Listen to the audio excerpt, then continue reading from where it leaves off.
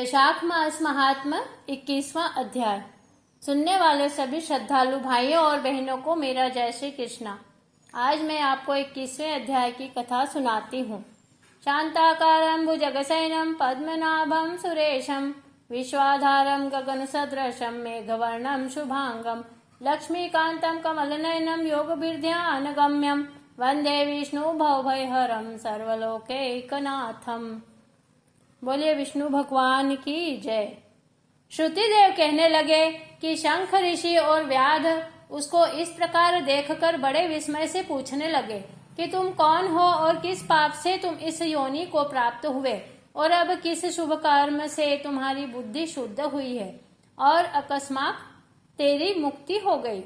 शंख के इस प्रकार पूछने पर वह पृथ्वी पर दंडवत गिरकर सिर झुका और हाथ जोड़कर कहने लगा कि मैं कुसीद मुनि का पुत्र रोचन नाम वाला प्रयागराज का ब्राह्मण था। आसन, शयन, निद्रा, लोकचर्या, ब्याज लेना यही मेरा काम था। मेरी किसी के प्रति श्रद्धा नहीं थी। इसी तरह मेरा समय बहुत समय व्यतीत हो गया।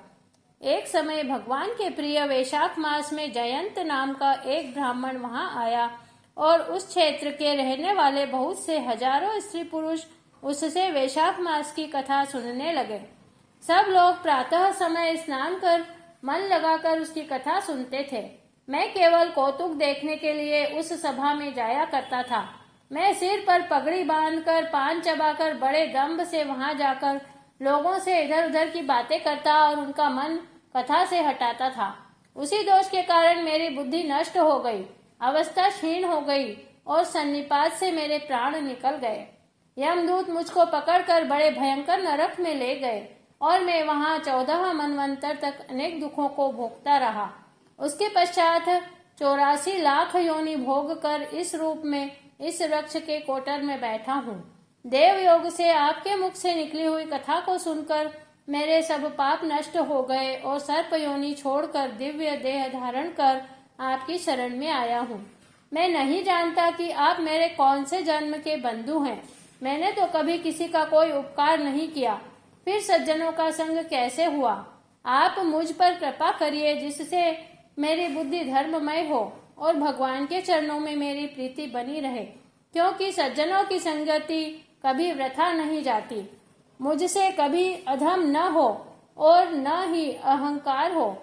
मैं सदैव दरिद्री ही रहूं, क्योंकि दरिद्री धन मदांधों के लिए अंजन रूप है। इस प्रकार स्तुति कर हाथ जोड़कर मुनीश्वर के आगे खड़ा हो गया। शंख मुनि ने बड़े प्रेम से उसको उठाया और उसके स्पर्श मात्र से सब पाप नष्ट हो गए। फिर से दिव्य रूपधारी ब्राह्मण पर कृपा करके सब वृत्तांत कहने लगे कि हे ब्राह्मण, वैशाख मास और विष्णु भगवान का महात्मा सुनने मात्र से मेरे से तेरे सब पाप नष्ट हो गए हैं।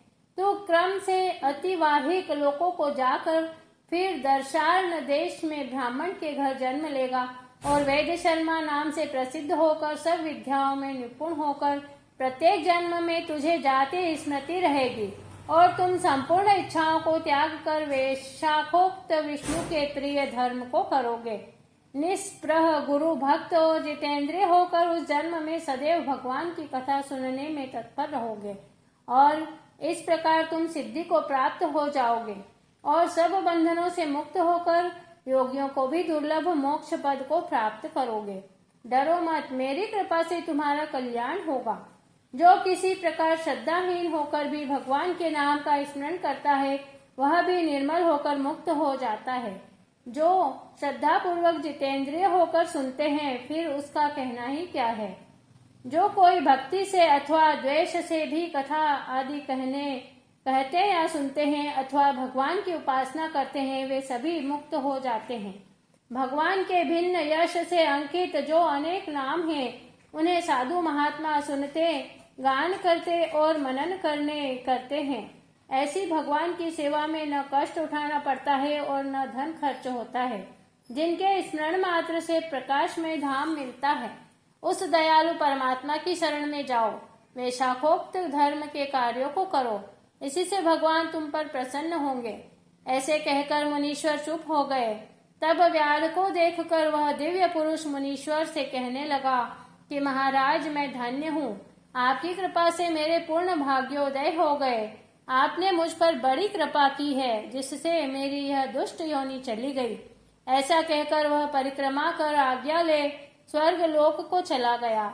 जब संध्या हो गई तो शंख मुनि व्याध सहित रात्रि को वहां ही रहे और शंख मुनि भगवान के अनेक अवतारों और इतिहास की कथा सुनाते रहे।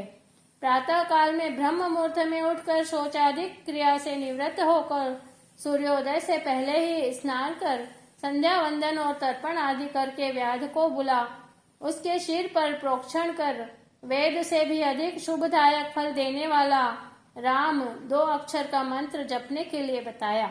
शंख कहने लगा कि हे व्याध, विष्णु का नाम अनेक पापों को दूर करने वाला है। इससे हे व्याध, तुम निरंतर राम नाम जाप करते रहो। राम नाम का निरंतर जाप करने और वेशाखोक्त धर्म का पालन करने से तुम्हारा जन्म वाल्मीकि ऋषि के कुल में होगा और तुम वाल्मीकि नाम से प्रसिद्ध होगे। इस प्रकार यह सब बातें व्याध को बताकर शंख मुनि दक्षिण दिशा को चले गए और व्याध कुछ दूर उनके पीछे पीछे जाकर हाय हाय करके वियोग में रोने लगा।